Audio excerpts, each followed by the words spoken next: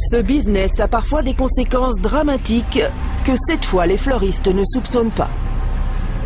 La production de roses nécessite des engrais, des pesticides, ce n'est jamais sans risque, mais ici, on joue carrément avec la santé des travailleurs. Le problème avec mes yeux, c'est qu'ils sont rouges parce qu'ils ont été endommagés par les produits chimiques. Je me souviens, avant de travailler dans cette entreprise, mes yeux étaient parfaits.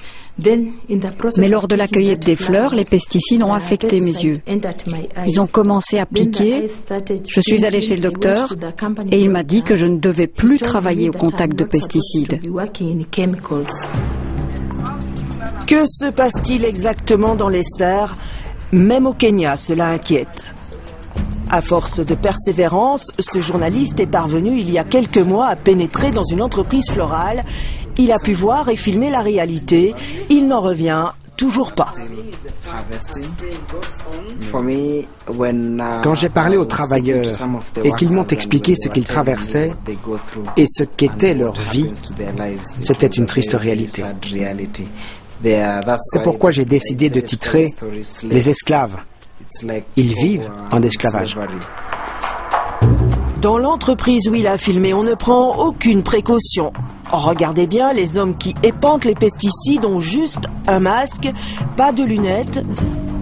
Mais surtout, autour d'eux, les ouvriers travaillent comme si de rien n'était, alors que personne ne devrait avoir accès à cette serre durant plusieurs heures. Les ouvriers souffrent, mais en silence. James Otumba, qui milite pour les droits des travailleurs depuis plusieurs années, l'a constaté. Très peu d'entre eux se plaignent, et pour cause. Il y a des entreprises qui mesurent les effets des produits chimiques sur leurs employés. À partir du moment où elles constatent que le niveau des pesticides dans le corps est très élevé, au lieu de vous garder, elles vous renvoient. Elles vous licencient. Vous perdez votre travail. Ça veut dire que les entreprises vous utilisent et quand le seuil est dépassé, elles vous jettent dehors. C'est inhumain. Mais les pratiques ne sont pas seulement inhumaines, à l'entendre, elles sont parfois même criminelles. Il y a certains pesticides dont le gouvernement a interdit l'usage, mais qui sont toujours utilisés, parce qu'ils sont très efficaces contre les insectes. Certaines fermes changent l'étiquette et continuent de les utiliser. C'est dangereux pour les travailleurs.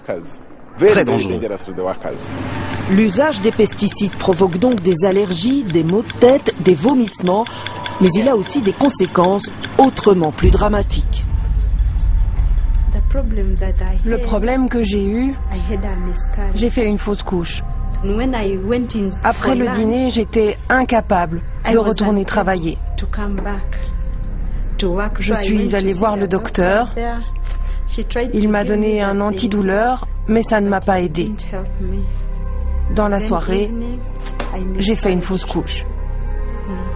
J'ai perdu mon bébé.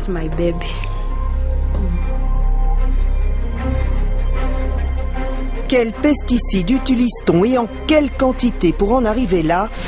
Nous nous sommes interrogés. Nous avons donc acheté au hasard 3 bouquets de roses provenant du Kenya.